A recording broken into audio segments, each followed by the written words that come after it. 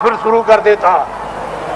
यदि बीच में फिर उसकी साधना अधूरी रह जाए और फिर वो अपना शरीर छोड़ दे तो फिर उसकी संभाल हो जाएगी और ऐसी जगह पर उसको जल में दिलवा दिया जाएगा कि फौरन सत्संग में फिर आकर और नामदान को प्राप्त कर लेगा और जहां से साधना छूटी है फिर शुरू कर देगा।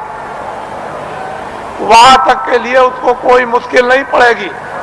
वो आनंद फानंद एकदम तत्क्षण बताते ही उसका काम होगा और आगे उसके लिए थोड़ी मेहनत करनी है।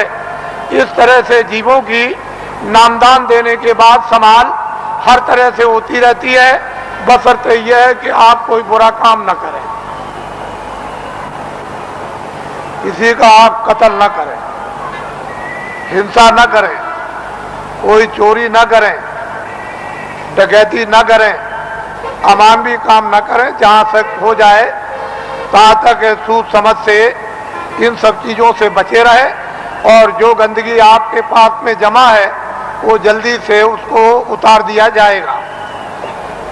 लेकिन जब आप गलती कर लोगे और तुम ये नहीं समझोगे कि मालिक देख रहा और जितने नामदान दिया है वो देख रहा, तुम उसको और मालिक को अंधा समझोगे तो वो कर्म जमा हो जाएगा और उसकी आपको सजा मिल जाएगी। फिर आप रोओगे, चिल्लाओगे। हर तरह से यानी जीवों की संभाल होती है। ये बहुत ऊंचा संदेश और ऊंचा विज्ञान है। ये छोटी मोटी चीज नहीं है। उनको सब मालूम है कि जीवात्माएं कैसे उतरती हैं और कैसे चढ़ती हैं और मनुष्य शरीर में कैसे डाली जाती हैं और किस तरह से निकाली जाती हैं।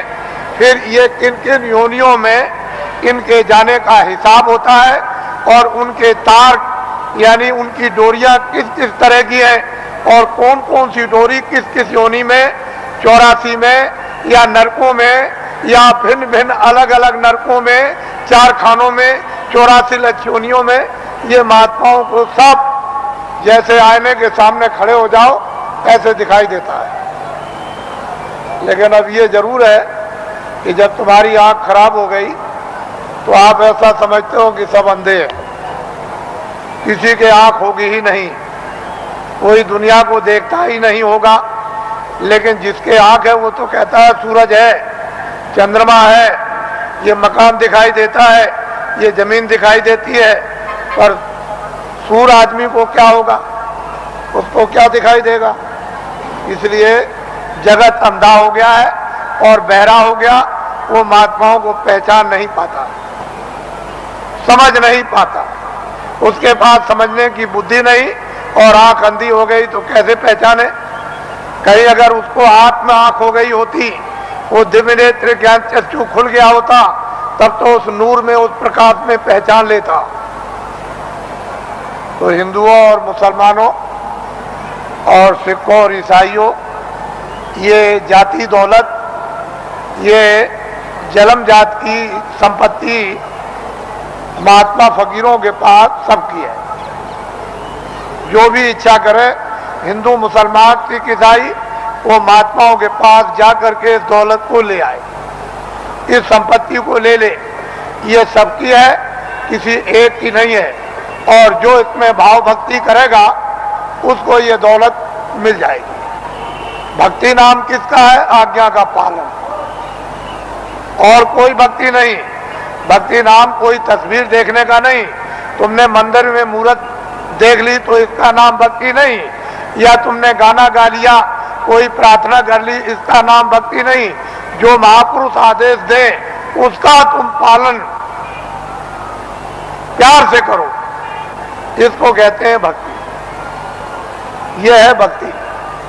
हमने राम को नहीं देखा, हमने कृष्ण को नहीं देखा, हमने तुलसीदास को नहीं देखा, हमने मोहम्मद साहब को नहीं देखा, हमने ईसा मसीह को नहीं देखा, हमने पैगंबरों को नहीं देखा, हमने योगियों को नहीं देखा, ऋषि मुनियों को नहीं देखा, तो आप किसका पालन करोगे? रामायण समझ में आती नहीं, गीता समझ में आती नहीं, कुरान समझ में आती नहीं। अगर समझ गए होते तो रहम ना आ जाता, फिर जालिम तो नहीं रहते, हृदय में दया नहीं आ जाती, निर्दयी तो नहीं रहते, लेकिन वो तो तुम्हारी समझ में आता नहीं। तो भक्ति नाम है आदेश का पालन। जो आदेश का पालन कर लेगा वो तो महात्मा बड़े दूर के देखने वाले होते हैं। वो धीरे धीरे धीरे धीरे धीरे धीरे चारों तरफ से जाल डालकर और ऐसा तुमको फंसा लेंगे, पहले कुछ नहीं बोलेंगे, धीरे से फिर फंसा लेंगे, और जब शिकंजे में आ गए तब फिर ठीक करेंगे।